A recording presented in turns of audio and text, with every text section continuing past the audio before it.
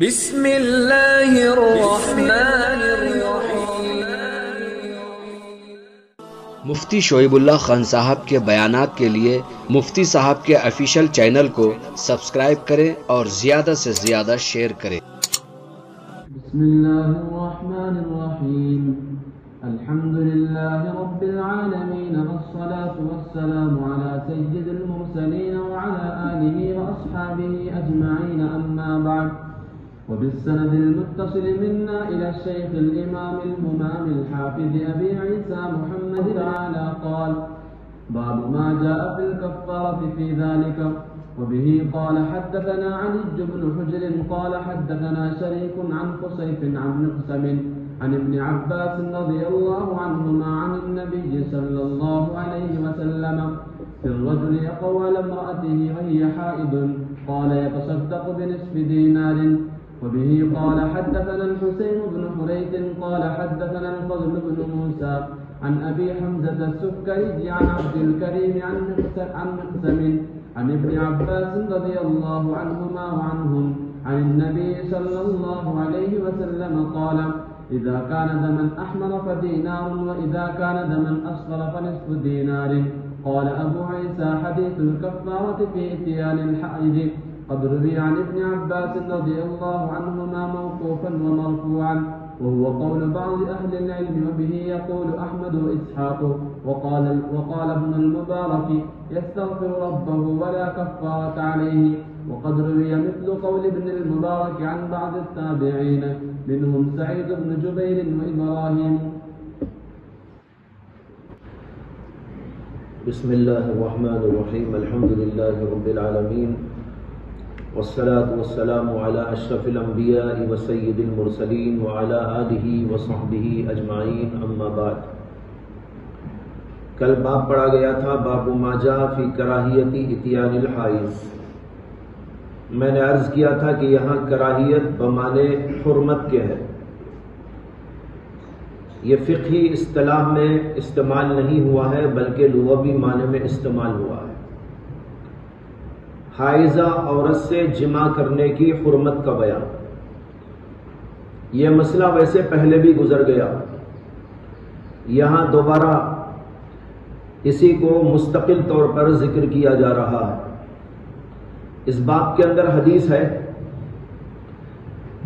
حضرت ابو ہریرہ رضی اللہ تعالی عنہ سے کہ رسول اللہ صلی اللہ علیہ وسلم نے ارشاد فرمایا: من اتی حائضا او امرأة فی دبورها او کاہنا فقد کفر بما انزل علی محمد۔ فرمایا کہ جو حائضہ عورت سے جمع کرے، او امرأة فی دبورها، یا اپنی بیوی سے پیچھے کی طرف کرے، او کاہنا، یا کسی کاہن کے پاس جائے، فقد کفرا، تو اس آدمی نے کفر کیا، انکار کیا، بما انزل علی محمد، اس چیز کا جو محمد صلی اللہ علیہ وسلم پر نازل ہوئی ہے، یعنی دین کا، اسلام کا، شریعت مطہرہ کا انکار کرنے والا ہوگا۔ اس کے اندر تین مسئلے ہیں۔ یہاں اتیان کے معنی آنے کے ہیں، لیکن مراد ہر جگہ پر الگ الگ ہے۔ کاہن کے پاس آنا یہ آنے ہی کے معنی میں ہے، اور حائضہ اور بیوی کے پاس آنے سے مراد جمع کرنا ہے۔ یہ کنایہ لفظ ہے جو استعمال کیا گیا ہے۔ ایسے موقع پر کنایہ استعمال کیا جاتا ہے، صراحت کے بجائے یہ لفظ استعمال کرنا زیادہ بہتر سمجھا جاتا ہے۔ تو فرمایا من اتی حائضا، جو آدمی حائضہ سے جمع کرے، بیوی کو حیض آ رہا ہو تو اس صورت کے اندر صاف اور صریح حکم قرآن مجید کا ہے۔ یسألونک عن المحیض قل هو اذى فاعتزلوا النساء في المحیض۔ اس کے اندر حکم دیا گیا فاعتزلوا النساء في المحیض، عورتوں سے حیض کے وقت میں بالکل علیحدہ رہو، یعنی جمع ان سے نہ کرو۔ اس حکم کے مخالفت کی وجہ سے وہ سخت گنہگار ہوگا۔ دوسرا مسئلہ ہے او امرأة فی دبورها،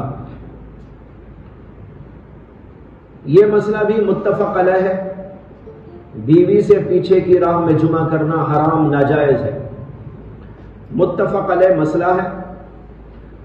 اس میں حضرت سیدنا عبداللہ بن عمر رضی اللہ عنہ سے ایک قول جواز کا نقل کیا گیا ہے، لیکن حافظ ابن حجر عسقلانی کہتے ہیں کہ حضرت عبداللہ بن عمر سے اس کا رجوع بھی ثابت ہے۔ شاید انہوں نے یہ اس وقت کہا ہو جبکہ ان کے پاس اس کا علم نہیں تھا، حدیث ان تک نہیں پہنچی تھی، لیکن جب ان کو حدیث پہنچ گئی تو انہوں نے اس سے رجوع کر لیا۔ اور طحاوی اور دارمی کے اندر حدیث موجود ہے کہ حضرت سعید ابن یسار نے ابن عمر سے پوچھا کہ ہم لوگ باندی خریدتے ہیں تو کیا ہم ان سے تمحیز کر سکتے ہیں؟ تمحیز ضاد کے ساتھ، بڑی ہاں اور ضاد، تمحیز کر سکتے ہیں؟ حضرت عبداللہ بن عمر نے پوچھا تمحیز کیا ہوتا ہے؟ انہوں نے کہا دبر میں وتی۔ فرمایا اف اف یفعل ھذا مومن، انہوں نے کہا اف اف، کیا مومن ایسا کر سکتا ہے؟ یہ روایت طحاوی اور دارمی کے اندر موجود ہے۔ اس سے حضرت عبداللہ بن عمر کا بھی صراحتاً اس پر نکیر کرنا اور اس کو غلط قرار دینا ثابت ہے۔ بہرحال تمام علماء کا، تمام صحابہ کا اتفاق ہے کہ یہ بھی سخت ترین حرام چیز ہے، ناجائز ہے۔ تیسری چیز اس کے اندر ہے اتیان الکاہن، کاہن کے پاس آنا۔ کاہن نجومی کو کہتے ہیں جو غیب کی خبریں بیان کرتا ہے، کبھی ہاتھ دیکھ کر، کبھی ستارے دیکھ کر، کبھی کچھ کارڈ دیکھ کر۔ یہاں بھی دیکھا ہوگا راستوں میں بہت سارے لوگ بیٹھے رہتے ہیں اور قسمت کی باتیں بتاتے ہیں، بیچارے کو اپنی ہی قسمت کا علم نہیں ہے، دوسروں کی قسمت بیان کرتا رہتا ہے۔ خود ہی ایسا ہے کہ اسے اپنا کچھ علم نہیں ہے، اس کے ساتھ ایسے حالات لگے ہوئے ہیں، لیکن وہ دوسروں کی بڑی بڑی باتیں بیان کرتا رہتا ہے۔ جو لوگ وہاں جاتے ہیں اور ایسے لوگوں سے خبریں معلوم کرتے ہیں، ان کے بارے میں اللہ کے نبی علیہ السلام نے یہاں پر کہا او کاہنن، جو آدمی کاہن کے پاس میں آئے، فقد کفر بما انزل علی محمد، تو اس آدمی نے، جس نے بھی یہ تینوں کاموں میں سے کوئی کام کیا، اس چیز کا انکار کرنے والا ہے جو محمد صلی اللہ علیہ وسلم پر نازل ہوئی، یعنی شریعت کا، قرآن کا، دین کا، ایمان کا، اسلام کا انکار کرنے والا۔ یہ تینوں باتیں جو اس کے اندر موجود ہیں یہ متفق علیہ حرام ہیں، جیسے کہ آپ نے سن لیا، حائضہ عورت سے جمع کرنا، دبر میں وتی کرنا، اسی طریقے پر کاہن کے پاس جا کر خبریں معلوم کرنا، یہ سخت ترین حرام کام ہے۔ اور احادیث الگ الگ طور پر اس کے بارے میں موجود ہے۔ کاہن کے بارے میں بھی حدیث موجود ہے۔ ایک حدیث میں آتا ہے کہ اللہ کے نبی علیہ السلام نے فرمایا کہ جو آدمی کاہن کے پاس آئے اور اس سے معلومات کرے تو اس کی 40 دن اور رات کی نمازیں قبول نہیں کی جاتی۔ 40 دن اور 40 رات تک کی نماز قبول نہیں کی جاتی۔ تو اس طریقے پر یہ تینوں باتیں حرام ہونا ان کا متفق علیہ ہے۔ لیکن یہاں پر اس کے ساتھ یہ جو آیا ہے فقد کفر بما انزل علی محمد، اس جملے سے خوارج اور معتزلہ نے اپنے باطل مسلک پر استدلال کیا ہے۔ ان کا مسلک یہ ہے کہ کسی گناہ کبیرہ کے ارتکاب پر آدمی کافر ہو جاتا ہے، اور وہ کہتے ہیں کہ دیکھو اس حدیث میں ہے حائضہ عورت سے جمع کرنے پر، کاہن کے پاس آنے پر، وتی فی الدبر پر اللہ کے نبی نے فرمایا فقد کفر، تو وہ آدمی کافر ہو گیا، اس چیز کا کافر جو محمد صلی اللہ علیہ وسلم پر نازل ہوا۔ تو معلوم ہوا کہ وہ کافر ہو جاتا ہے۔ خوارج اور معتزلہ نے اس سے استدلال کیا ہے، لیکن اہل سنت کے نزدیک وہ آدمی کافر نہیں ہوتا جو گناہ کبیرہ کا ارتکاب کرتا ہے۔ آپ نے بخاری کے اندر مستقل باب پڑھا المعاصی من امر الجاہلیہ ولا یکفر صاحبها بارتکابها الا بالشرک، سوائے شرک اور کفر کے کسی اور گناہ کبیرہ کے اور جاہلیت کے کاموں کرنے پر انسان کو کافر نہیں قرار دیا جاتا۔ یہ ہے اہل سنت والجماعت کا مسلک۔ اب یہاں حدیث پاک ہے فقد کفر بما انزل علی محمد، تو اہل سنت پر لازم ہوا کہ وہ اس کا جواب دیں۔ علماء اہل سنت نے اس کے مختلف جوابات دیے ہیں۔ ایک جواب یہ ہے کہ اولاً تو یہ حدیث ہی قابل اعتبار نہیں ہے، یہ حدیث ضعیف ہے، کیونکہ اس کے راوی حکیم الاسرم ان کو محدثین نے ضعیف قرار دیا ہے۔ دوسرے یہ کہ اس کے راوی ابو تمیمہ ہیں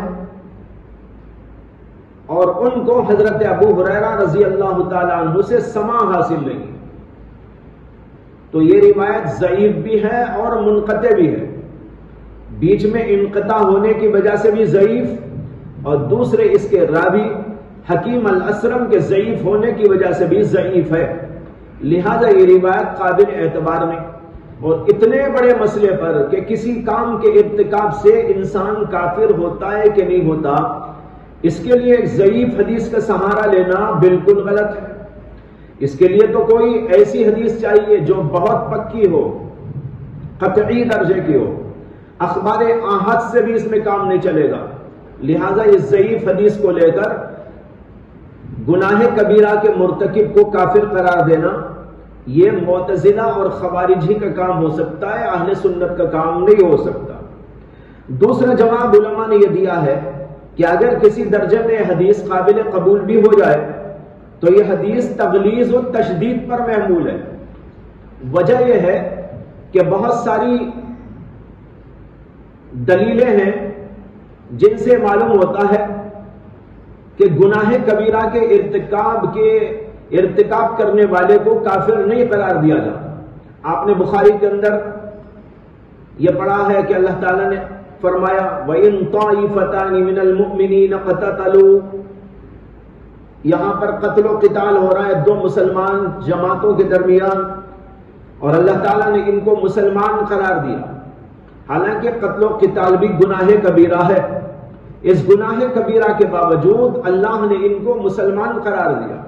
اسی طرح وہ حدیث بھی آپ نے پڑھ لی تھی جس میں آتا ہے کہ اللہ کے نبی علیہ السلام نے فرمایا اذا التقى المسلمان بسيفيهما فالقاتل والمقتول في النار، اس کے اندر دیکھیے قاتل مقتول دونوں کو جہنمی تو قرار دیا لیکن پھر بھی مسلمان قرار دیا۔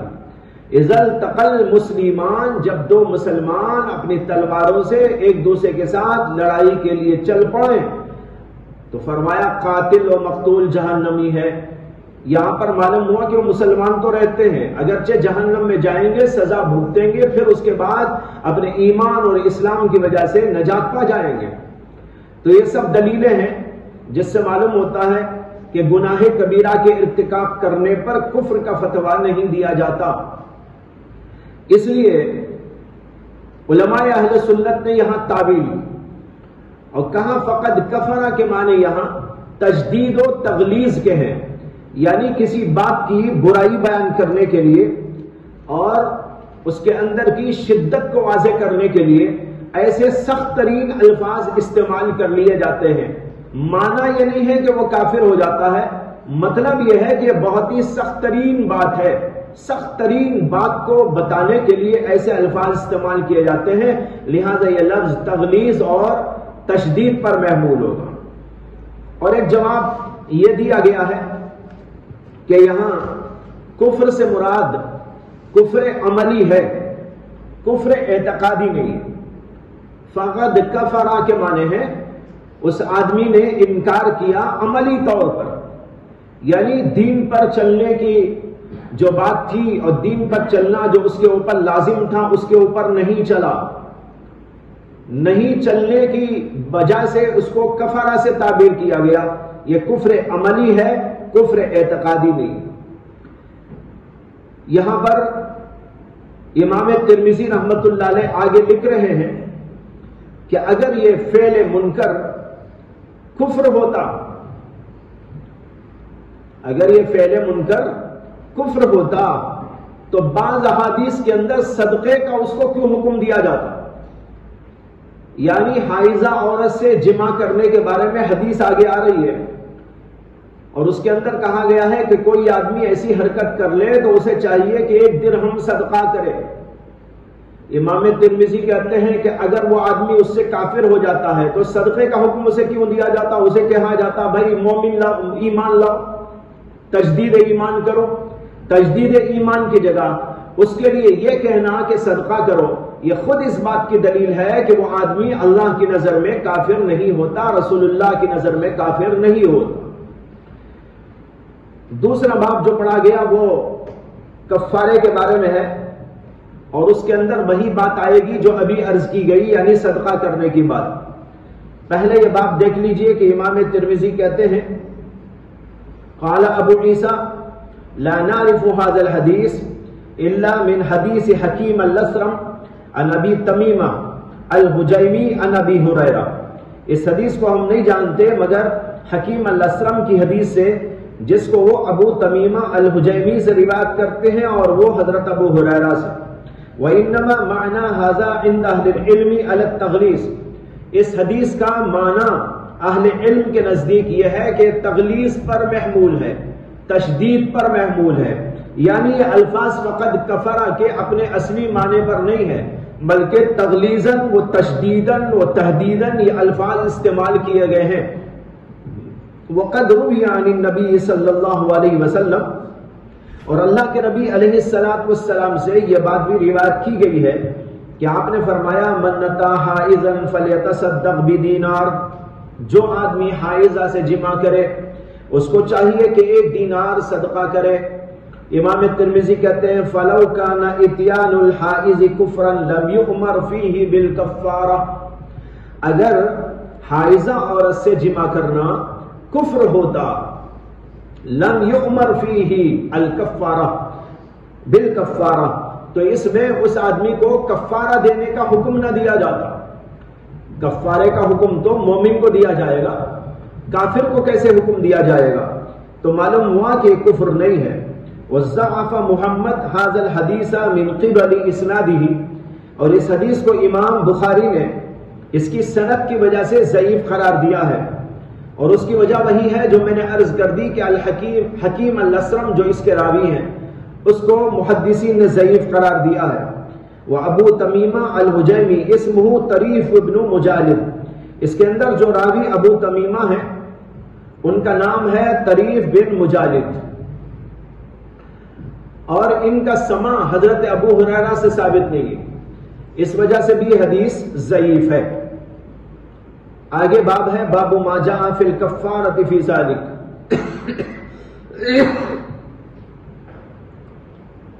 اس بارے میں کفارے کا جو حکم آیا ہے اس کا بیان، یعنی اگر کوئی شخص اپنی حائضہ بیوی سے جمع کر لے تو اس کے سلسلے میں کفارہ بیان کیا گیا۔ یہاں پر حدیث ہے، حضرت ابن عباس رضی اللہ عنہ کہتے ہیں کہ رسول اللہ صلی اللہ علیہ وسلم نے فرمایا فی الرجل یقع علی امرأتہ وہی حائض، اس آدمی کے بارے میں جو اپنی بیوی سے جمع میں مشغول ہو گیا حالانکہ وہ حائضہ تھی۔ یقع جمع کے معنی میں ہے، وقوع بھی جمع کے معنی میں استعمال کیا جاتا ہے، کنائی لفظ ہے۔ یقع علی امرأتہ، جو آدمی اپنی بیوی سے جمع کیا اس حالت میں کہ وہ حائضہ تھی، آپ نے کہا یتصدق بنصف دینار، اس کو چاہیے کہ وہ آدھا دینار صدقہ کرے۔ اب دوسری حدیث ہے وہ بھی ابن عباس ہی کی ہے، اس کے اندر ہے اذا کان دمن احمر فدینار واذا کان دمن اصفر فنصف دینار، آپ نے کہا کہ اگر خون لال ہے تو 1 دینار صدقہ کرے، اور اگر خون اصفر یعنی پیلا ہے تو نصف دینار صدقہ کرے۔ آپ نے یہ مسئلہ اوپر پڑھا ہے کہ شروع میں جب خون آتا ہے تو لال لال ہوتا ہے، اور کبھی بہت ہی گاڑھا لال ہوتا ہے تو کالا نظر آتا ہے، لیکن پھر دھیرے دھیرے اس کے اندر کچھ تخفیف ہو جاتی ہے، ہلکا پن آ جاتا ہے، تو وہ جو ہے کچھ مٹیالہ ہو جاتا ہے یا پیلا سا نظر آنے لگتا ہے۔ شروع ایام میں اگر جو ہے ایسی حرکت کر لی جبکہ خون ابھی لال لال ہے تو اللہ کے نبی کہتے ہیں 1 دینار صدقہ کرے، اور اگر کچھ دنوں کے بعد جبکہ پیلا آ رہا ہے اس وقت میں اگر جمع کر لیا حائضہ سے تو نصف دینار صدقہ کرے۔ اس کے اندر کیا حکمت ہے؟ حکمت یہ ہے کہ ایک آدمی اپنی بیوی سے لطف اندوز ہوتا رہا، پھر اس عورت کو حیض آ گیا، اب حیض شروع ہوا ہے، ابھی شروع ہوا ہے، لال آ رہا ہے، تو اب اتنا جلدی بے قابو ہو گیا اور بیوی سے جمع کر بیٹھا، یہ اتنا بڑا گناہ ہے کہ اس کے اوپر 1 دینار صدقہ دینا چاہیے۔ اس لیے فرمایا 1 دینار دے، اسے کہ ابھی تو وہ جو ہے ناپاکی کے زمانے میں آئی ہے، اتنے دن تو تیرے لیے حلال تھی تو اس سے جمع کر سکتا تھا، ابھی اس کو خون نکل رہا ہے اور گاڑھا خون ہے اور لال خون ہے، اتنی جلدی بے قابو ہو گیا، اس کے اوپر 1 دینار صدقے کا حکم لگایا گیا۔ اور اگر چند دنوں کے بعد ایسا ہوا جبکہ خون پیلا ہو گیا تھا تو وہاں پر آدھا دینار، اس لیے کہ ہو سکتا ہے کہ ایک آدمی ذرا کئی دنوں تک اس طرح رہنے کی وجہ سے بے قابو ہو گیا ہو، اس لیے یہاں پر تھوڑی سی معافی دے دی اس کو اور 1 دینار کی جگہ آدھا دینار صدقہ دینے کا حکم دیا، یہ ہے اس کی وجہ، نصف دینار۔ بہرحال ان دونوں حدیثوں کے اندر صدقہ کرنے کا حکم دیا۔ امام ترمذی نے اسی سے استدلال کیا اس بات پر کہ یہ آدمی کافر نہیں، اگر کافر ہوتا تو اس کو کیوں حکم دیا جاتا کہ وہ صدقہ خیرات کرے؟ یہاں پر جو اس کے اندر حکم آیا ہے، جمہور علماء کے نزدیک یہ حکم استحبابی حکم ہے، وجوبی حکم نہیں ہے، اور امام احمد اور امام اسحاق بن راہویہ اور امام اوزاعی کے نزدیک حائضہ عورت سے جمع کرنے پر صدقے کا حکم بطور وجوب ہے۔ یہ 3 حضرات کہتے ہیں کہ واجب ہے کہ صدقہ دے، اور اس کی توبہ کی قبولیت کے لیے شرط یہ ہے کہ وہ صدقہ دے۔ اگر بغیر صدقہ دیے وہ آدمی توبہ کرے گا تو توبہ بھی قبول نہیں جب تک کہ وہ صدقہ نہیں کرے گا، اور ان حضرات کی دلیل یہی حدیثیں ہیں جو ابھی آپ نے باب کے اندر پڑھی۔ لیکن جمہور علماء کہتے ہیں کہ حکم استحباب کے لیے ہے، کیونکہ یہ حدیثیں باب میں جو آئی دونوں کی دونوں حدیثیں ضعیف ہیں، کمزور ہیں، ان سے وجوب ثابت نہیں ہو سکتا، زیادہ سے زیادہ استحباب آپ ثابت کر سکتے ہیں۔ پہلی حدیث کے راوی خصیف ابن عبد الرحمن الجزری، خصیف عن مقسم عن ابن عباس آیا ہے سند کے اندر، یہ ہے خصیف ابن عبد الرحمن الجزری، ان کو محدثین نے ضعیف قرار دیا ہے سوء حافظے کی وجہ سے۔ یہ اگرچہ صدوق تھے، سچے آدمی تھے، لیکن حافظہ ان کا بڑا خراب تھا اور بار بار خطا کرتے تھے، اسے ان کی روایتوں کو صحیح نہیں قرار دیا جا سکتا۔ اور دوسری سند کے اندر ایک راوی عبد الکریم ابن عبد المخارق، عبد الکریم ابن عبد المخارق، یہ بھی ضعیف راوی ہے، متعدد حضرات محدثین نے اس کو ضعیف قرار دیا، تو پہلی حدیث بھی ضعیف اور دوسری حدیث بھی ضعیف۔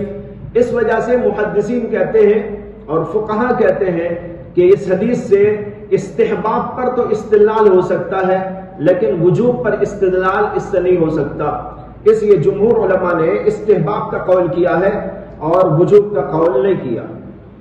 قال ابو عیسیٰ حدیث الکفارتی فی اتیان الحائض قد روی عن ابن عباس موقوفا ومرفوعا، کفارے کے بارے میں حضرت ابن عباس کی حدیث موقوفاً بھی روایت کی گئی ہے اور مرفوعاً بھی روایت کی گئی. وَهُوَ قَوْلُ بَعْضِ أَهْلِ الْعِلْمِ، بعض اہل علم کا یہی قول ہے جو اس حدیث کے اندر آیا کہ صدقہ دینا واجب ہے. وَبِهِ يَقُولُ أَحْمَدُ وَإِسْحَاقُ وَقَالَ ابن المبارک يَسْتَغْفِرُ رَبَّهُ وَلَا كَفَّارَةَ عَلَيْهِ، لیکن ابن مبارک کہتے ہیں اور یہی جمہور فقہا کی رائے بھی ہے یستغفر ربہ، کہ وہ آدمی استغفار کرے اپنے گناہ پر، لیکن کفارہ اس کے اوپر واجب و ضروری نہیں ہے. لا کفارۃ علیہ، یعنی واجب نہیں ہے کفارہ دے. جی باب ما جاء في غسل دم الحيض من الثوب. وبه قال حدثنا ابن ابي عمر قال حدثنا سفيان عن هشام بن عروة عن فاطمة بنت المنذر عن اسماء ابنة ابي بكر الصديق رضي الله عنهما وعنهم ان امرأة سألت النبي صلى الله عليه وسلم عن الثوب يصيبه الدم من الحيضة، فقال رسول الله صلى الله عليه وسلم حطيه ثم اقرصيه بالماء ثم رشيه وصلي فيه. وفي الباب عن ابي هريره وام قيس بنت محسن رضي الله عنهما. قال ابو عيسى حديث اسماء رضي الله عنهما في غسل الدم حديث حسن صحيح. وقد اختلف اهل العلم في الدم يكون على الثوب فيصلي فيه قبل ان يغسله. فقال بعض اهل العلم من التابعين اذا كان الدم مقدار الدرهم فلم يغسله وصلي فيه اعاد الصلاه. وقال بعضهم اذا كان الدم اكثر من قدر الدرهم اعاد الصلاه، وهو قول سفيان الثوري وابن المبارك. ولم يوجب بعض اهل العلم من التابعين وغيرهم عليه الاعاده وان كان اكثر من قدر الدرهم. وبه يقول احمد واسحاق. وقال الشافعي يجب عليه الغسل وان كان اقل من قدر الدرهم وشدد في ذلك. باب ما جاء فی غسل دم الحیض من الثوب. کپڑے پر اگر حیض کا خون لگ جائے تو اس کو دھونے کے باب میں یہ حدیث، اس کے دھونے کے سلسلے میں یہ باب ہے. باب ما جاء فی غسل دم الحیض من الثوب. تمام علماء کا اتفاق ہے کہ حیض کا خون ناپاک ہوتا ہے، کپڑے پر یا جسم پر لگ جائے تو اس کا دھونا واجب و ضروری ہے، بغیر دھوئے کام نہیں چلے گا. اس سلسلے میں حدیث لائے ہیں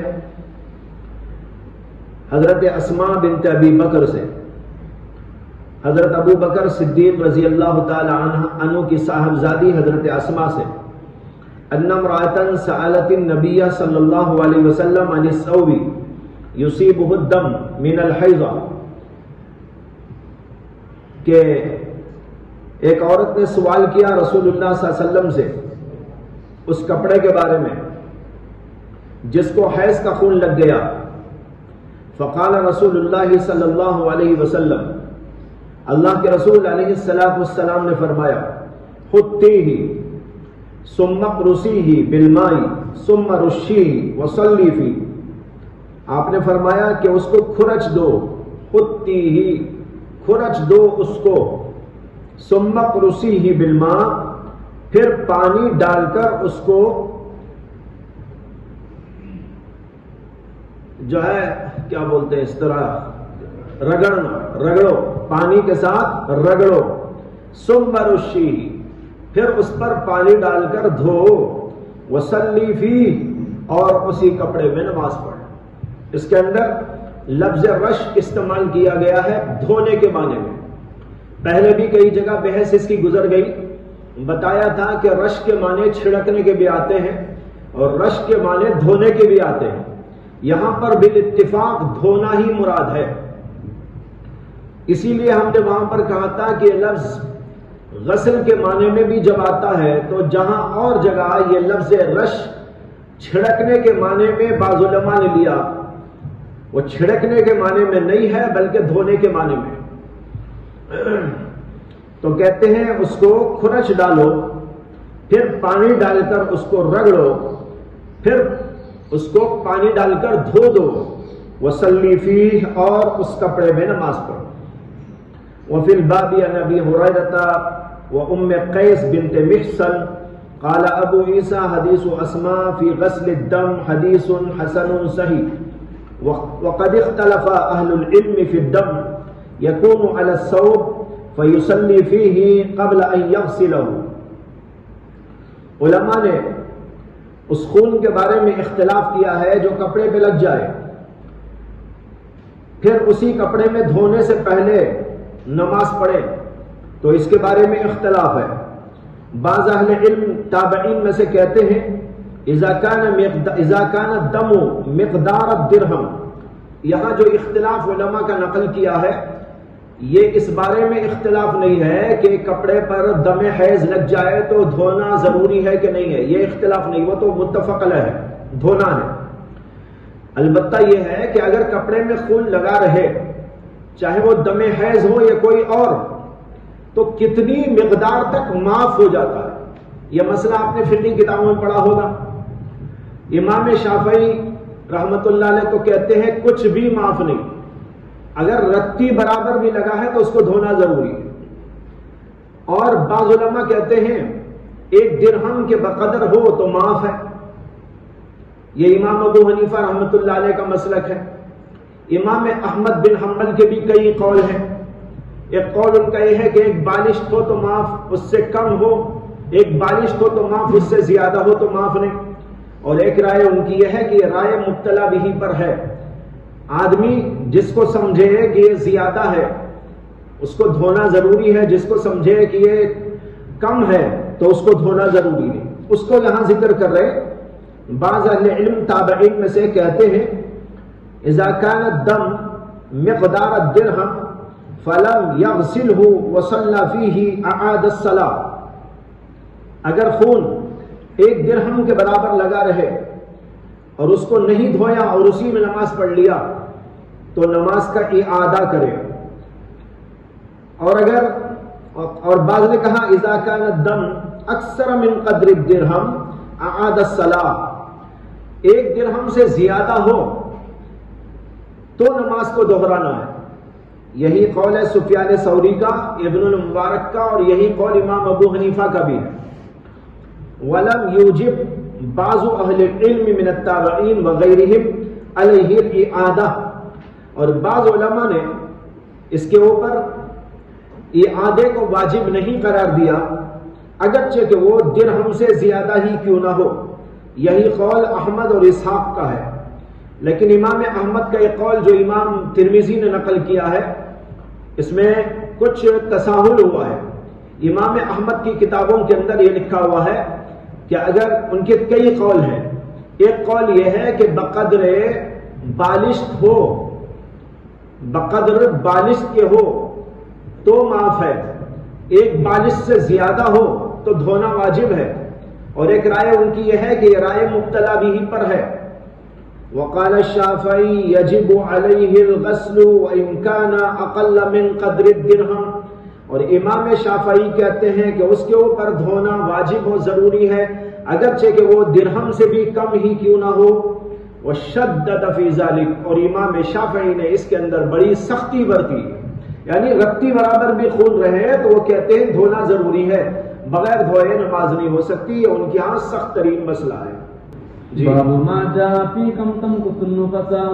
وبه قال حدثنا نصر بن علي قال حدثنا شجاع بن الوليد أبو بدر عن علي بن عبد الأعلى عن أبي سهل عن مسة الأزدية عن سلمة رضي الله عنهما وعنهم قالت كانت النفساء تجلس على عهد رسول الله صلى الله عليه وسلم 40 يوما وكنا نطلي وجوهنا في الورث من الكلف. قال أبو عيسى هذا حديث لا نعرفه إلا من حديث أبي سهل عن مسة الأزدية عن سلمة رضي الله عنهما. واسم أبي سهل كثير بن زياد. قال محمد بن إسماعيل علي بن عبد الأعلى ثقة وأبو سهل ثقة ولم يعرف محمد هذا الحديث إلا من حديث أبي سهل. وقد أجمع أهل العلم من أصحاب النبي صلى الله عليه وسلم والتابعين وهم بعدهم على أن النفساء تدع الصلاة 40 يوما إلا أن ترى الطهر قبل ذلك فإنها تغسل وتصلي. فإذا رأت الدم بعد 40 فإن أكثر أهل العلم قالوا لا تدع الصلاة بعد الأربعين، وهو قول أكثر الفقهاء، وبه يقول سفيان الثوري وابن المبارك والشافعي وأحمد وإسحاق. ويروى عن الحسن البصري أنه قال: إنها تدع الصلاة 50 يوما إذا لم تطهر. ويروى عن عطاء بن أبي رباح والشعبي 60 يوما. باب ما جاء فی کم تمکث النفساء. نفسا نفاس والی عورت. نفاس اس خون کو کہتے ہیں جو بچے کی پیدائش کے بعد عورت کو نکلتا ہے. بچہ پیدا ہوتے ہی خون نکلے گا، اس خون کا نام نفاس اور اس عورت کا نام نفسا. نفاس کی کم سے کم کوئی مدت مقرر نہیں ہے، ایک لمحہ بھی آ سکتا ہے، اس کے بعد بند ہو جائے ممکن ہے. اس کی زیادہ سے زیادہ کتنی مدت ہے؟ جمہور علماء کے نزدیک اس کی مدت 40 دن ہے. حسن بصری کے نزدیک 50 دن، عطاء بن ابی رباح کے نزدیک 60 دن. لیکن جمہور علماء نے حدیث باب کی وجہ سے اس بات کو اختیار کیا ہے کہ 40 دن زیادہ سے زیادہ مدت حیض، مدت نفاس ہے. یہاں پر حدیث ہے حضرت ام سلمہ رضی اللہ تعالی عنہا سے، وہ کہتی ہے: کانت النفساء تجلس علی عہد رسول اللہ صلی اللہ علیہ وسلم 40 یوم. نفسا عورت اللہ کے رسول علیہ السلام کے زمانے میں بیٹھا کرتی تھی 40 دنوں تک. 40 دنوں تک بیٹھتی تھی، مطلب یہ ہے کہ وہ نفاس کی حالت میں 40 دنوں تک زیادہ سے زیادہ رہتی تھی. فَكُنَّا نَقْلِي وُجُوهَنَا بِالْوَرْسِ مِنَ الْكَلَفِ. اور ہم عورتیں اس زمانے کے اندر اپنے چہروں کو ورس سے لیپا کرتی تھی. نقلی لیپنا، لیپتی تھی ہم اپنے چہروں کو ورس ایک چیز ہے، قسم کی گھاس ہے، ورس گھاس سے، من الکلف جھریوں کی وجہ سے. یعنی چہرے پر جھریاں آ جاتی ہیں نا، اور جھریاں آ جانے کی وجہ سے ہم لوگ اپنے چہروں کو ورس نامی گھاس سے لیپ کرتی تھی. یہ علاج ہے. عورت کو بچہ پیدا ہونے کے بعد کافی کمزوریاں آ جاتی ہیں، اور ان دنوں کے اندر اسے خون بھی لگاتار نکلتا رہتا ہے. خون کے آنے اور بچے کی پیدائش، اور پھر اس سے پہلے ایک طویل زمانہ 9 ماہ کا بچے کو پیٹ میں برداشت کرتے کرتے کرتے ضعف و نقاہت اور کمزوریاں اس کے اوپر آ جاتی ہیں، اور اس کی وجہ سے جھریاں بھی آ جاتی ہیں. اس کے لیے فرماتی ہیں کہ ہم اپنے چہروں کو ورس گھاس سے لیپا کرتی تھی، اس لیے کہ جھریاں آ جاتی تھی. اس کے اندر ہے 40 دن بیٹھتی تھی، یعنی نماز روزہ چھوڑ کر 40 دن بیٹھتی تھی. یہی جمہور علماء کا مسلک ہے کہ زیادہ سے زیادہ 40 دن تک نفاس آ سکتا ہے. لیکن یہاں پر یاد رکھنا ہے، عورتوں کے اندر یہ بڑی غلط فہمی پھیلی ہوئی ہے کہ وہ سمجھتی ہے کہ کم سے کم 40 دن ہے. یہ کم سے کم 40 دن نہیں، زیادہ سے زیادہ 40 دن. کم سے کم نفاس تو ایک لمحہ بھی آ سکتا ہے، ایک دن بھی آ سکتا ہے، 2-4 دن آ کر بھی بند ہو سکتا ہے. جو ہی بند ہو جائے اس کو غسل کر کے نماز پڑھنا شروع کر دینا چاہیے. مثلا کسی کو 5 دن خون آیا اور بند ہو گیا، وہ پاک ہو گئی، اس کے بعد اس کی نماز شروع ہو جائے گی. روزے کے ایام ہے تو روزہ شروع ہو جائے گا. 40 دن تو زیادہ سے زیادہ ہے کہ کسی عورت کو ممکن ہے 40 دن تک آئے. اس سے پہلے بھی بہت ساری عورتوں کو بند ہو جاتا ہے، کسی کو 20 دن میں، کسی کو 10 دن میں، کسی کو 15 دن میں، کسی کو 30 دن میں، وغیرہ وغیرہ. قال ابو عیسیٰ هذا حدیث غریب لا نعرفه الا من حدیث ابی سہل المصہ الازدیہ عن ام سلمہ. ہم نہیں جانتے اس حدیث کو مگر ابو سہل کی حدیث سے، جو وہ مصہ الازدیہ سے روایت کرتے ہیں، اور وہ ام سلمہ سے. اور ابو سہل کا نام کثیر ابن زیاد تھا. امام بخاری نے فرمایا علی ابن عبد الاعلی ثقہ ہیں، اور ابو سہل بھی ثقہ ہیں. ولم یعرف محمد ھذا الحدیث الا من حدیث ابی سہل، اور امام بخاری کو بھی اس حدیث کی کوئی اور سند نہیں معلوم تھی سوائے اس سند کے جو ابو سہل روایت کرتے ہیں. امام بخاری کے پاس بھی اس کی ایک ہی سند تھی. وقد اجمع اہل العلم من اصحاب النبی صلی اللہ علیہ وسلم والتابعین ومن بعدهم على ان النفساء تدع الصلاة 40 يوما الا ان ترى الطهر قبل ذلك فانها تغتسل وتصلي. تمام اہل علم کا اجماع ہے، صحابہ و تابعین اور اس کے بعد کے لوگوں میں سے، اس بات پر کہ نفسا عورت نماز کو 40 دن تک چھوڑ دے گی، مگر یہ کہ وہ طہر اس سے پہلے دیکھ لے. اگر اس سے پہلے پاک ہو جائے تو فَإِنَّهَا تَغْتَسِلُ وَتُصَلِّي، تو وہ غسل کرے گی اور نماز پڑھ لے گی. 5 دن آیا رک گیا، کسی کو 10 دن آیا رک گیا، کسی کو 15 دن آ کے رک گیا، کسی کو 18 دن آ کے رک گیا، وغیرہ وغیرہ، زیادہ سے زیادہ 40 دن. فَإِذَا رَأَتِ الدَّمَ بَعْدَ الْأَرْبَعِينَ، اور اگر عورت نے 40 دنوں کے بعد بھی خون دیکھا، فَإِنَّ أَكْثَرَ أَهْلِ الْعِلْمِ قَالُوا، تو اکثر اہل علم حضرات کہتے ہیں لَا تَدَعُ الصَّلَاةَ بَعْدَ الْأَرْبَعِينَ، 40 دنوں کے بعد نماز کو ترک نہ کرے. وَهُوَ قَوْلُ أَكْثَرِ الْفُقَهَاءِ، یہی اکثر فقہاء کرام کا قول ہے. یعنی 40 دنوں کے بعد اگر اس کو خون آ رہا ہے تو وہ خون استحاضے کا ہے، بیماری کا خون ہے. یہ جو ہے نفاس کا خون اس کو نہیں سمجھا جائے گا. نفاس کا خون تو 40 دن آ کر بند ہو جائے گا. اب جو آ رہا ہے سمجھیں گے کہ یہ استحاضے کا خون ہے. وَبِهِ يَقُولُ سُفْيَانُ الثَّوْرِي وَابْنُ الْمُبَارَكِ وَالشَّافِعِيُّ وَأَحْمَدُ وَإِسْحَاقُ وَيُرْوَى عَنِ الْحَسَنِ الْبَصْرِي أَنَّهُ قَالَ إِنَّهَا تَدَعُ الصَّلَاةَ 50 يَوْمًا إِذَا لَمْ تَرَ الطَّهْرَ. یہ امام حسن بصری کا قول ہے. انہوں نے کہا کہ وہ عورت نماز کو 50 دن تک چھوڑ دے گی اگر اس نے طہر نہیں دیکھا، یعنی اس سے پہلے طہر نہیں آیا، پاک نہیں ہوئی، تو 50 دن تک بھی اس کا نفاس آ سکتا ہے. وَيُرْوَى عن عطاء بن ابی رباح والشعبی، اور عطاء ابن ابی رباح اور امام شعبی کہتے ہیں 60 یوماً، زیادہ سے زیادہ 60 دن تک آ سکتا ہے، لیکن جمہور کا قول 40 دن کا ہے. جی. باب ما جاء في الرجل يطوف على نسائه بغسل واحد. وبه قال حدثنا بندار قال حدثنا أبو أحمد قال حدثنا سفيان عن معمر عن قتادة عن أنس رضي الله عنه وعنهم أن رسول الله صلى الله عليه وسلم كان يطوف على نسائه في غسل واحد.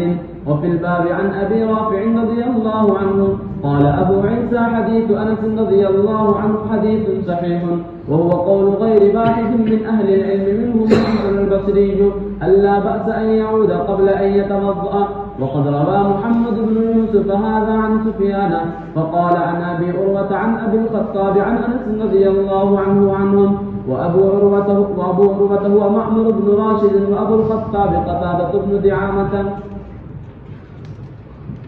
باب ما جاء في الرجل يطوف على نسائه بغسل واحد.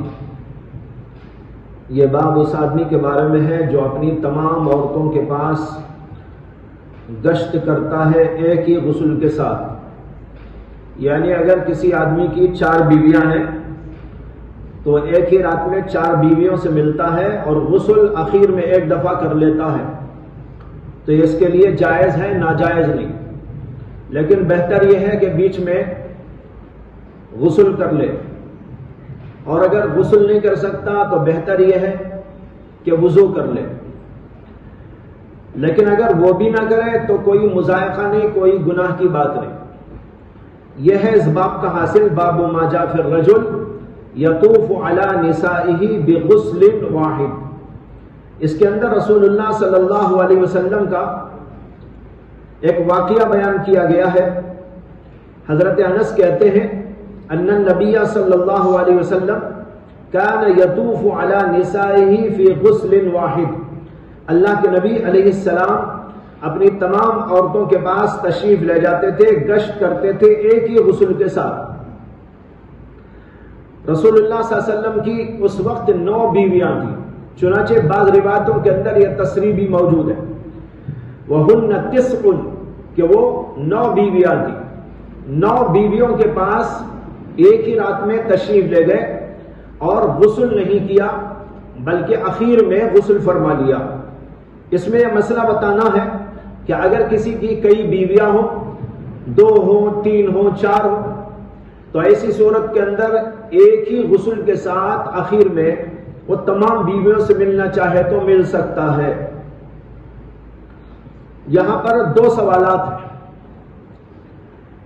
ایک سوال تو یہ ہے کہ یہ روایت کرنے والے حضرت انس بن مالک رضی اللہ عنہ ہیں، تو ان کو یہ کیسے معلوم ہوا کہ رسول اللہ صلی اللہ علیہ وسلم نے ایک رات میں ساری بیویوں سے ملاقات کی اور اخیر میں غسل کیا، ایک غسل؟ یہ سوال مجھ سے کئی سال پہلے ایک جماعت اسلامی کے صاحب نے کیا تھا، جو لندن میں رہتے تھے، یہاں پر آئے تھے، میرے رشتہ دار بھی ہوتے ہیں وہ، تو انہوں نے یہ سوال مجھ سے کیا کہ حدیث میں آتا ہے کہ حضرت انس کہتے ہیں کان یطوف علی نسائہ فی غسل واحد، تو حضرت انس کو یہ بات کیسے معلوم ہوئی؟ اور پھر انہوں نے جو انداز اعتراض کا اور سوال کا اختیار کیا تھا وہ انتہائی بھونڈا تھا، اس کو نقل کرتے ہوئے بھی مجھے اچھا نہیں لگتا۔ بہرحال ان کا مطلب یہ تھا کہ یہ ایک پرائیویٹ معاملہ ہے، گھر کے اندر کی بات ہے، تو گھر کے اندر کی یہ بات کہ بیویوں سے اللہ کے رسول علیہ السلام نے ملاقات کی ایک ہی رات میں اور بیچ میں غسل نہ کیا، اخیر کے اندر غسل کیا، یہ بات اتنی پرائیویٹ، تو یہ ان کو کیسے معلوم ہو گئی؟ میں نے ان کو جواب دیا کہ کیا یہ ممکن نہیں ہے کہ اللہ کے رسول علیہ السلام نے خود یہ بیان کیا ہو؟ بہت سی دفعہ ایسا ہوتا ہے کہ اللہ کے رسول علیہ السلام بیان کرتے ہیں اور سننے والا اس کو بیان کرتا ہے یوں کہ رسول اللہ صلی اللہ علیہ وسلم نے ایسا کیا۔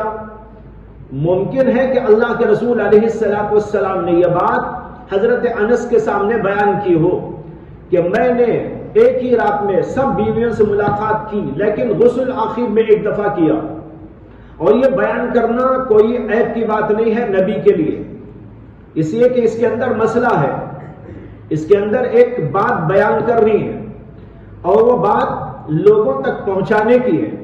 اس لیے اگر دوسرا آدمی ایسی بات کرے لوگوں کے سامنے تو یہ تو قابل نکیر ہوتی ہے، لیکن نبی کا منصب اور نبی کا مقام یہ ہے کہ وہ ہر چیز کو بیان کر دے جس کے اندر بھی لوگوں کی ہدایت کا پہلو ہو، لوگوں کے لیے مسئلہ موجود ہو۔ اب یہاں بھی مسئلہ موجود تھا کہ ایک آدمی کی 2 بیویاں ہیں، 3 یا 4 بیویاں ہیں، تو وہ سب سے ایک رات میں ملاقات کر سکتا ہے کہ نہیں کر سکتا، اور یہ کہ ملاقات کے درمیان میں غسل کرنا واجب ہے یا واجب نہیں ہے۔ اب یہ مسئلہ تھا نا، یہ مسئلہ بیان کرنے کے لیے اللہ کے رسول علیہ السلام نے ذکر کیا ہو، یہ بات ممکن ہے۔ جیسے آپ نے حضرت عائشہ کی ایک حدیث اوپر پڑھی ہے بخاری شریف کے اندر، اس میں حضرت عائشہ صدیقہ نے رسول اللہ صلی اللہ علیہ وسلم کے اوپر آنے والی وحی کا تذکرہ کیا ہے۔ اس کے اندر انہوں نے بتایا ہے کہ حضور صلی اللہ علیہ وسلم کو جو ہے نبوت سے پہلے خواب دکھائے جاتے تھے، پھر اس کے بعد اللہ کے نبی علیہ السلام کو خلوت سے بڑی محبت ہو گئی، حبب الیہ الخلا، آپ جو ہے غار حرا میں تشریف لے جاتے تھے اور وہاں پر کچھ دنوں رہ کر آیا کرتے تھے۔ پھر ایسا ہوا کہ ایک دن فرشتہ آ گیا، یہ پورا واقعہ آپ نے پڑھا نا، یہ واقعہ حضرت عائشہ صدیقہ بیان کر رہی ہے۔ اب سوال یہ ہے کہ جس وقت یہ واقعہ پیش آیا اس وقت تو حضرت عائشہ پیدا بھی نہیں ہوئی تھی۔ جس وقت یہ واقعہ پیش آیا حضور صلی اللہ علیہ وسلم پر، اس وقت تو حضرت عائشہ تو پیدا بھی نہیں ہوئی تھی، اس لیے کہ یہ حضور صلی اللہ علیہ وسلم کے نبوت کا دور ہے، جب ابتدا ہو رہی ہے، اس وقت تک حضرت عائشہ دنیا میں پیدا نہیں ہوئی تھی۔ تو اب سوال یہ ہے کہ حضرت عائشہ کو کیسے معلوم ہوا؟ اب آپ یہی کہیں گے کہ حضور نے ان کو بتایا تھا، جو بتایا انہوں نے اسی کو بیان کیا۔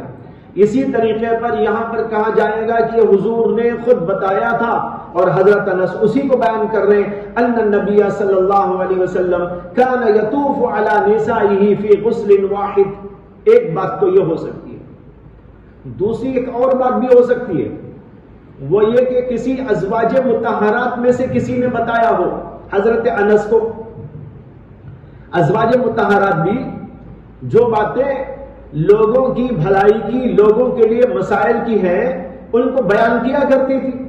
تو ہو سکتا ہے کہ حضرت انس کے سامنے ازواج مطہرات میں سے کسی نے بیان کیا ہو کہ ایک پرائیویٹ معاملہ جو گھر کا ہے وہ ازواج مطہرات جانتی ہیں، تو ازواج مطہرات میں سے کسی نے بتایا، لیکن حضرت انس نے ان کا نام لیے بغیر اس کو بیان کر دیا۔ ایسا صحابہ میں بہت ہوتا تھا کہ انہوں نے کسی اور صحابی سے اس کو سنا، لیکن انہوں نے بیان کیا بغیر ان کے حوالے کے۔ اب دیکھو ابن عباس رضی اللہ عنہ چھوٹے صحابہ میں سے تھے، حضور صلی اللہ علیہ وسلم کے وصال کے وقت وہ بالغ بھی نہیں ہوئے تھے، نابالغ تھے، لیکن ان سے بہت ساری حدیثیں آپ کتابوں میں پڑھتے ہیں۔ علماء نے لکھا ہے کہ حضرت ابن عباس نے رسول اللہ صلی اللہ علیہ وسلم سے ایک روایت بعض لوگوں کی ہے کہ 4 ہی حدیثیں ڈائریکٹ سنی ہیں، باقی جتنی ہیں وہ سب دیگر صحابہ سے سنی ہوئی روایتیں، لیکن اس میں کچھ مبالغہ معلوم ہوتا ہے۔ دوسرا قول یہ ہے کہ 10 حدیثیں ابن عباس سے سنی، کسی نے اور کچھ زیادہ بتایا، لیکن بہرحال بتانا یہ ہے کہ ان سے تو بہت ساری حدیثیں ہیں، لیکن ان بہت ساری احادیث میں سے بیشتر احادیث وہ ہیں جو انہوں نے کسی اور صحابی سے سن کر بیان کی ہیں، ڈائریکٹ حضور سے انہوں نے نہیں سنی ہے۔ چند روایتیں ایسی ہیں جو انہوں نے ڈائریکٹ رسول اللہ صلی اللہ علیہ وسلم سے سنی ہے۔ اسی طریقے پر یہاں فرض کر لیجئے کہ حضرت انس نے یا تو اس کو اللہ کے رسول سے سنا ہے یا کسی جو ہے ازواج مطہرات میں سے کسی سے سنا ہے، بغیر ان کے حوالے کے انہوں نے بیان کر دیا، اس سے کوئی اشکال کی بات نہیں۔ دوسرا سوال،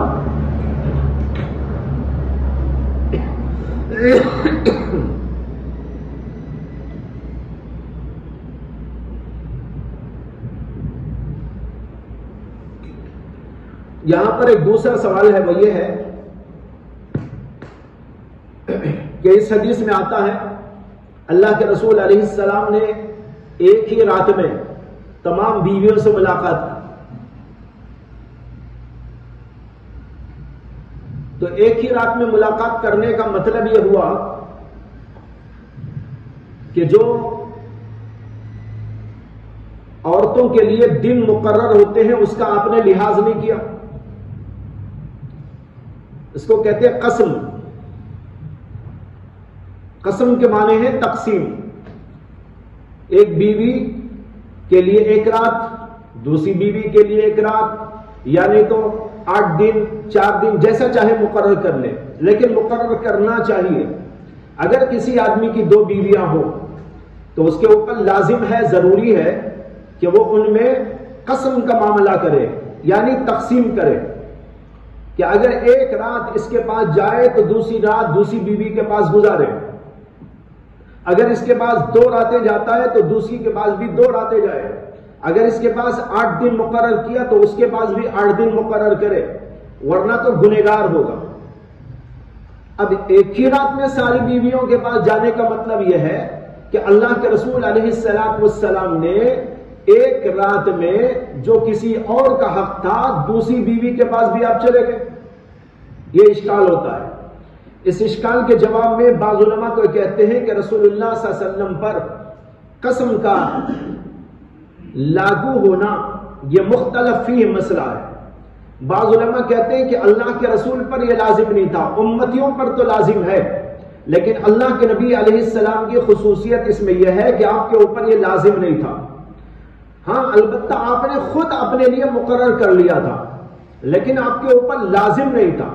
اگر آپ کبھی ایسا نہ کریں تو آپ کے اوپر کوئی اشکال کی بات نہیں، لیکن اکثر بیشتر علماء کہتے ہیں کہ اللہ کے رسول علیہ السلام پر بھی یہ واجب تھا تو اب سوال پیدا ہوتا ہے کہ جب واجب تھا کہ مقرر کریں ایک بیوی کے پاس جتنا وقت گزارے دوسری بیوی کے پاس اتنا، تو پھر ایک ہی رات میں اللہ کے رسول علیہ السلام سب کے پاس کیسے تشریف لے گئے؟ اس کے بہت سارے جوابات دیے گئے ہیں۔ بعض علماء نے یہ جواب دیا کہ یہ ان عورتوں کی رضامندی سے آپ نے کیا تھا۔ ناجائز اس وقت میں ہے جبکہ دوسری بیوی کی رضا نہ ہو، اور اگر رضا ہو تو اس کی گنجائش ہے۔ بعض علماء نے یہ جواب دیا ہے کہ یہ ہر موقع پر نہیں ہوتا تھا، اور یہاں پر جو لفظ آیا کانا یطوفو، بظاہر ایسا لگ رہا ہے کہ بار بار ایسا ہوتا تھا، یہ استمراری سے بات کانا یطوفو علی نسائہ۔ لیکن میں نے پہلے بھی کئی جگہ بتایا ہے کہ جب نحو کی کتابیں پڑھتے ہیں تو اس وقت میں یہ بات بتائی جاتی ہے کانا یطوفو، یہ صیغہ جو ہے صرف کی کتابوں میں بتایا جاتا ہے کہ یہ صیغہ استمرار کا صیغہ ہے، حالانکہ استمرار اس صیغے کے لیے لازم نہیں ہے، بلکہ کانا آنے کے باوجود ایک دفعہ کوئی کام ہوا تو اس کو ایک دفعہ کے کام پر بھی وہ محمول ہو سکتا ہے۔ اس کو یاد رکھنا چاہیے، یہ ہر جگہ لازم نہیں ہے کہ صیغہ استمرار ہی کا ہو۔ علامہ نووی نے شرح مسلم کے اندر کئی جگہ پر اس کی تصریح کی۔ تو یہ واقعہ کبھی کبھی پیش آیا ہے۔ علامہ ابن عبد البر مالکی کہتے ہیں کہ یہ اس وقت میں پیش آتا تھا جب آپ سفر سے واپس آتے تھے۔ جب سفر سے واپس آتے تو اس وقت میں آپ کے اوپر ابھی پابندی عائد نہیں ہوتی تھی۔ آنے کے بعد جب آپ مقرر کریں گے کہ بھائی کل سے میں باری شروع کر رہا ہوں، کل سے پہلے ان کے پاس، پھر ان کے پاس، پھر ان کے پاس، تب باریاں شروع ہوتی۔ لیکن جو ہی آپ تشریف لاتے تھے تو اس وقت تو کوئی پابندی نہیں رہتی تھی، تو ایسے وقت اللہ کے نبی علیہ السلام ساری بیویوں سے مل لیتے۔ تو یہ سفر سے آنے کے وقت کا واقعہ ہے کہ سب بیویوں سے ملاقات کرتے تھے، اس لیے کہ اس وقت تک یہ تقسیم والا عمل جاری نہیں ہوتا تھا، اس کے بعد میں جاری ہوتا تھا۔ اور چونکہ آپ سفر سے آتے تو اس وقت ساری بیویاں بھی آپ سے ملنا چاہتی، تو اس وجہ سے ساری بیویوں کے پاس ایک رات میں تشریف لے جاتے۔ تو اس لیے یہ خاص موقعوں کی بات ہے۔ اور علامہ انور شاہ کشمیری رحمۃ اللہ علیہ نے یہ فرمایا کہ میرا خیال یہ ہے کہ یہ اس وقت کا واقعہ ہے جب اللہ کے نبی علیہ السلام حج کے لیے تشریف لے گئے، احرام باندھتے وقت اور احرام کھولنے کے بعد اللہ کے رسول علیہ السلام نے ساری بیویوں سے ملاقات کی۔ اس لیے کہ احرام باندھنے سے پہلے بھی مستحب ہے کہ بیوی سے ملاقات کر لیں، اور حضور کی جب کئی بیویاں تھیں تو آپ نے سب بیویوں سے ملاقات کی، اور ساری بیویاں بھی حضور صلی اللہ علیہ وسلم کے ساتھ تھی حج کے موقع پر۔ تو لہذا حج کے موقع پر احرام باندھنے سے پہلے میاں اور بیوی کا مل لینا مستحب ہونے کی وجہ سے اللہ کے نبی نے ساری بیویوں سے ملاقات کی۔ اور اسی طریقے پر جب احرام کھلتا ہے تو احرام کھولنے کے وقت بھی مستحب ہے کہ اپنی بیوی سے ملاقات کر لے، تو اس وقت بھی اللہ کے رسول علیہ السلام نے ساری بیویوں سے ملاقات کی۔ اس کے بعد امام ترمذی کہتے ہیں وفي الباب عن ابي رافع قال ابو عيسى حديث انس حديث حسن صحيح وهو قول غير واحد من اهل العلم منهم الحسن البصري الا باس ان يعود قبل ان يتوضا۔ یہی قول بے شمار اہل علم کا ہے جن میں حسن بصری بھی ہے کہ اس میں کوئی حرج نہیں ہے کہ آدمی دوبارہ اپنی بیوی سے ملے اس سے پہلے کہ وضو کرے۔ وقد روا محمد بن یوسف هذا عن سفیان، اور محمد بن یوسف نے اس بات کو سفیان ثوری کی طرف سے بھی نقل کیا ہے۔ فقال عن ابی عروہ عن ابی الخطاب عن انس وابو عروہ ومعمر ابن راشد وابو الخطاب قتادہ ابن دماعہ۔ یہ ابو عروہ جو ہے ان کا نام معمر بن راشد ہے، اور ابو الخطاب جو ہے وہ قتادہ ابن دعامہ ہے۔ دیکھو راوی سفیان جو ہے انہوں نے یہاں پر تو کہا معمر عن قتادہ، اور ایک روایت میں یوسف بن محمد بن یوسف سفیان سے یوں نقل کرتے ہیں عن ابی عروہ عن ابی الخطاب. تو کوئی سمجھ سکتا تھا کہ یہ دوسری کوئی سند ہے، یہ دوسری کوئی سند نہیں، وہی سند ہے. نام جو ہے معمر کا نام، معمر کی کنیت ابو عروہ، اور قتادہ ابن دعامہ کی کنیت ابو الخطاب انہوں نے روایت کر دیا ہے. تو روایت تو ایک ہی ہے، وہ خالی جو ہے نام بدل گیا ہے، نام بھی نہیں بدلا، کنیت بدل گئی. ایک جگہ پر کنیت سے اس کا ذکر کیا ہے، ایک جگہ نام سے ذکر کیا. جو روایت سامنے ہے اس کے اندر ان معمر ان قتادہ ہے، اور محمد بن یوسف یوں نقل کرتے ہیں کہ سفیان نے یوں کہا ان ابی عروہ ان ابی الخطاب ان انس. امام ترمذی کہتے ہیں ابو عروہ تو معمر بن راشد ہیں، اور ابو الخطاب وہ قتادہ ابن دعامہ ہے، وہی ہے. نام یہاں یوں ہو گیا، کوئی یوں نہ سمجھے کہ بھئی یہ دوسری کوئی روایت ہے، دوسری روایت نہیں، پھر بس یہاں نام آ گیا تو وہاں پر کنیت آ گئی. قال ابو عیسیٰ ورواہ بعضهم عن محمد بن یوسف عن سفیان عن ابی عروہ عن ابن ابی عروہ عن ابی الخطاب.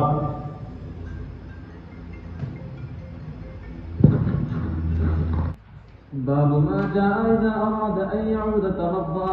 وبه قال حدثنا هناد قال حدثنا حفص بن غياث عن عاصم الأحولي عن أبي المتوكل عن أبي سعيد الخدري رضي الله عنه وعنهم عن النبي صلى الله عليه وسلم قال إذا أتى أحدكم أهله ثم أراد أن يعود فليتوضأ بينهما وضوءا.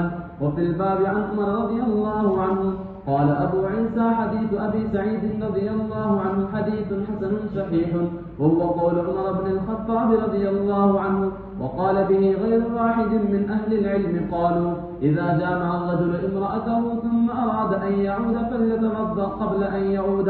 وأبو المتوكل اسمه علي بن داود، وأبو سعيد الخدري رضي الله عنه اسمه سعد بن مالك بن سنان. باب ما جاء فی الجنوب اذا اراد ان یعود توضا.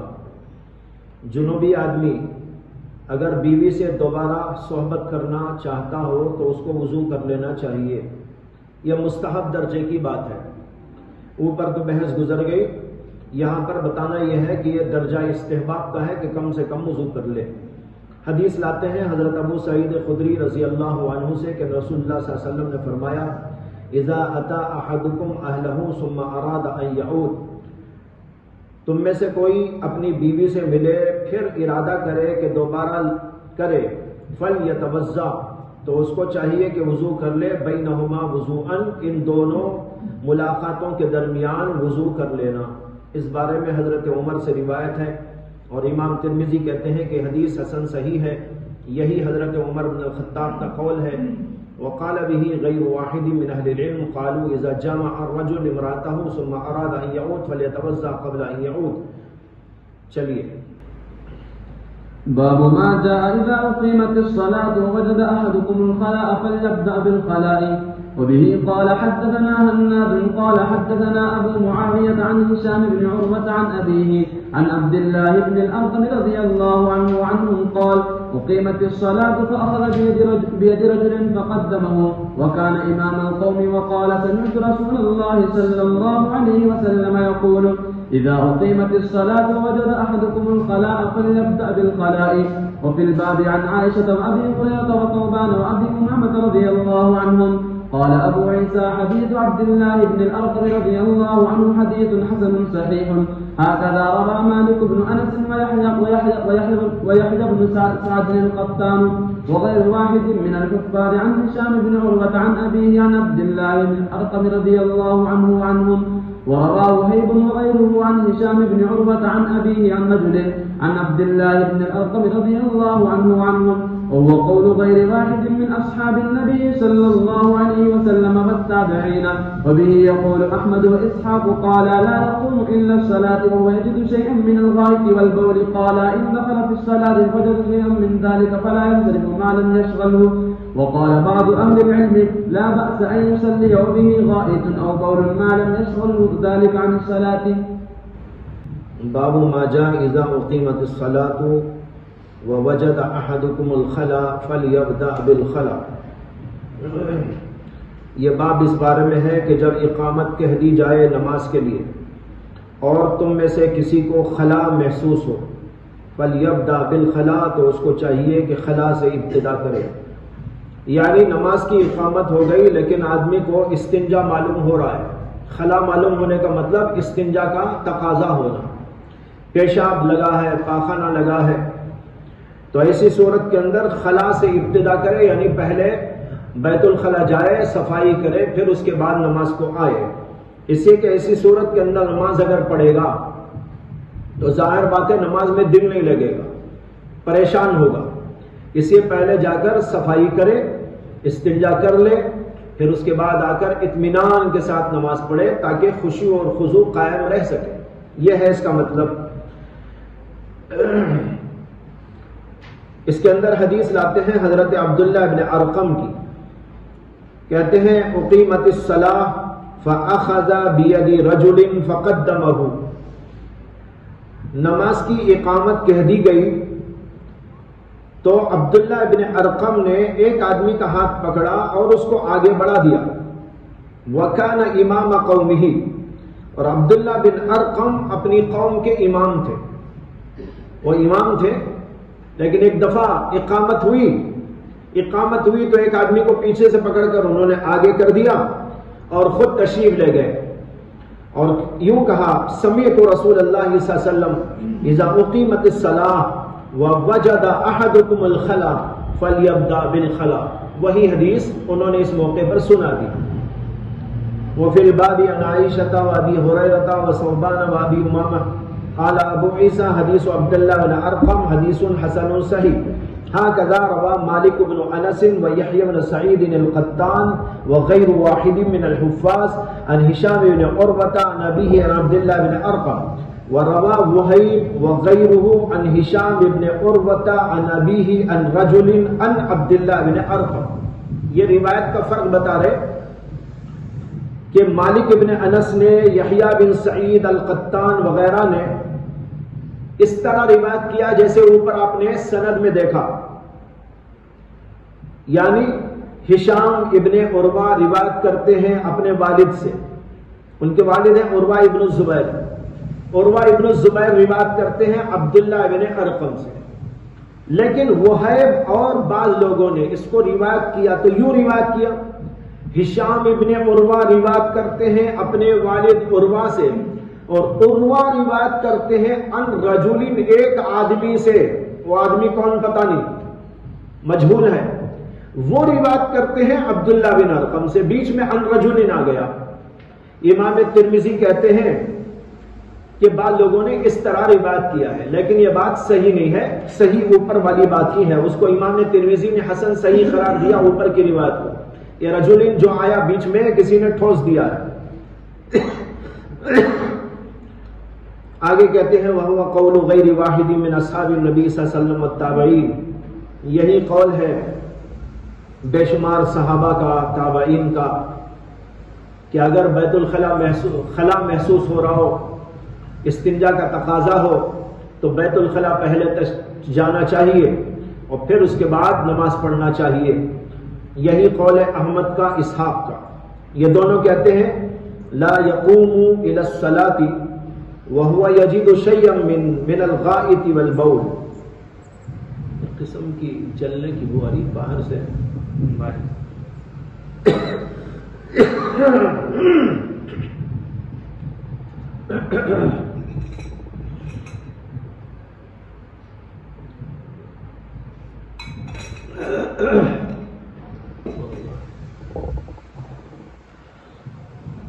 یہی قول ہے امام احمد کا، اسحاق کا، اور یہ دونوں کہتے ہیں نماز کو نہ کھڑا ہو اس حالت میں کہ وہ محسوس کر رہا ہو پیشاب و پاخانے میں سے کچھ. اور ان دونوں نے کہا ان دخل فی الصلاۃ فوجد شیئا من ذلک فلا ينصرف ما لم يشغله.